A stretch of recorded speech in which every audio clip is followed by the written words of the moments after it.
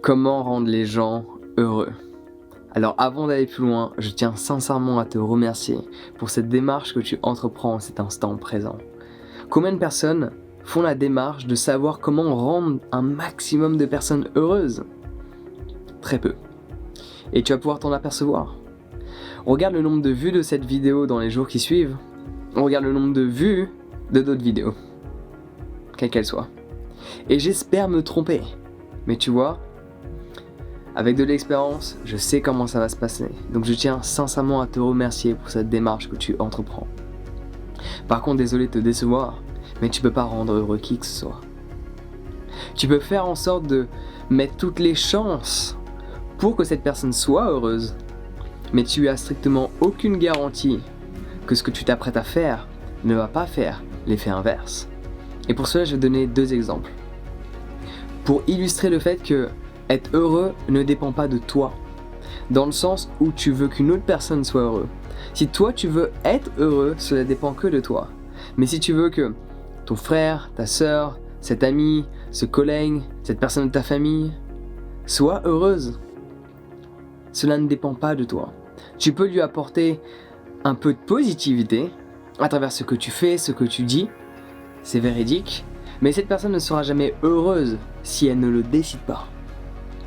Tu fais en sorte de l'emmener dans différents événements, de vivre des moments inoubliables avec cette personne.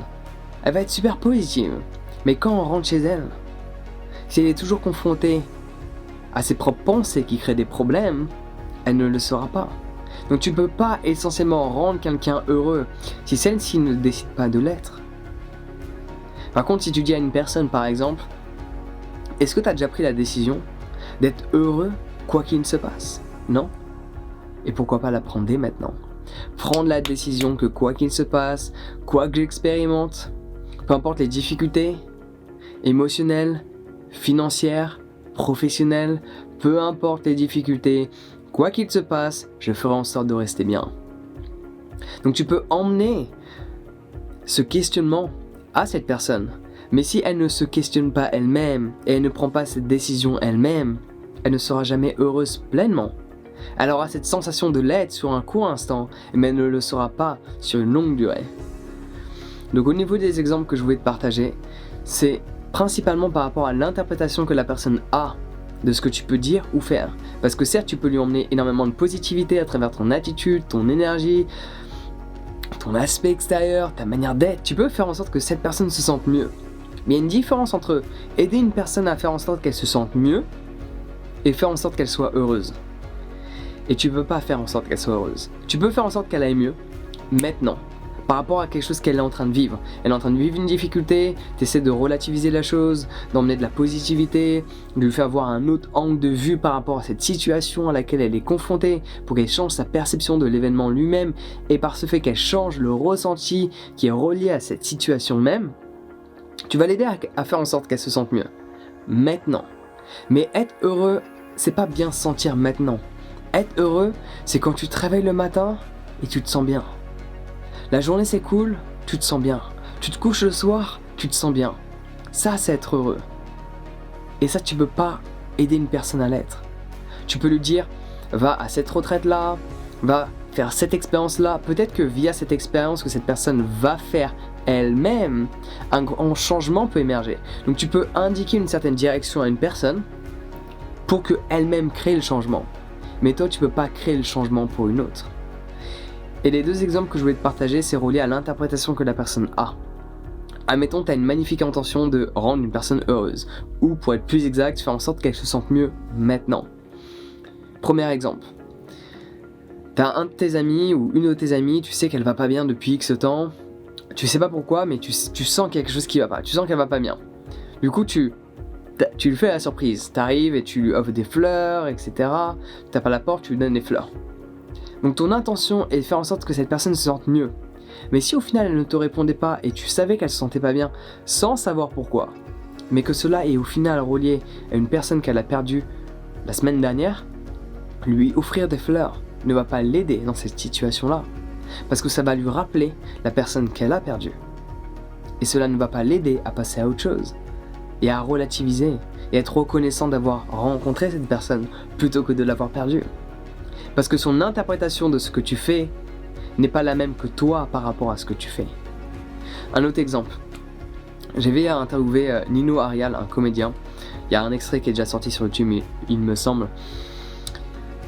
Et à un moment donné, il parlait justement qu'il avait fait le compliment à une femme qu'il a rencontrée de 27-28 ans en lui disant « Ah, j'aime bien ta coupe au carré, ça te fait une belle tête toute ronde. » Pour lui, c'était un compliment. Mais étant donné qu'elle avait été victime de harcèlement à l'école et qu'on l'appelait choupa choups dû à sa tête ronde, lui avait l'intention de complimenter cette personne pour qu'elle se sente bien, mais au final, ce compliment s'est transformé en pleurs, dû au fait que la personne ait sa propre expérience personnelle reliée à cette chose-là. Ce que je veux te faire savoir, c'est que tu ne peux pas rendre quelqu'un heureux à travers ce que tu fais ou ce que tu dis. Parce que ce que tu fais ou ce que tu dis peut être toujours interprété de manière différente. Par contre, tu peux toujours faire en sorte d'apporter de la positivité, de faire en sorte de faire de ton mieux, mais même ton mieux peut être interprété différemment. Et je suis sûr que tu l'as déjà vécu dans ton quotidien, ouais. Tu l'as déjà vécu dans ton quotidien où tu as tout fait pour que ça se passe bien et la personne le prend mal. Et là, tu comprends pas ce qui se passe et tu te mets à t'énerver. Ouais, ça t'est déjà arrivé. Cela nous est tous déjà arrivé. Et si je te dis ça, c'est pour pas que tu te rendes mal au fait qu'il y a une personne que t'aimes, t'as envie que cette personne soit heureuse, t'as envie de tout faire pour qu'elle soit heureuse, et à chaque fois tu vois qu'elle retombe dans le même scénario.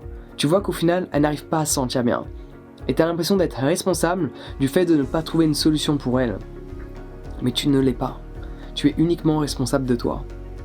Certes, tu peux faire tout ce qu'il y a à faire, apporter un maximum de positivité, faire de ton mieux. Cela est ton rôle de faire de ton mieux.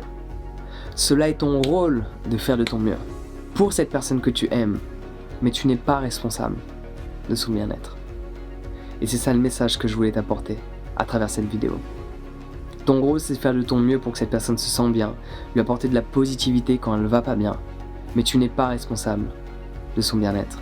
Tu n'es pas responsable de son bonheur, parce que tu ne peux pas changer son interprétation des événements. Tu peux l'aider à faire en sorte qu'elle voit les choses différemment. Mais le changement, ce sera toujours la personne elle-même qui va décider ou pas de le créer. Et quand tu prends conscience de ça, tu t'enlèves un poids énorme sur toi. Et là où c'est intéressant, dans mon expérience personnelle, il y a certaines personnes de ma famille, j'ai voulu les changer parce que je vois que ces personnes sont malheureuses. Donc je fais en sorte de les changer. Mais ça ne fonctionne pas.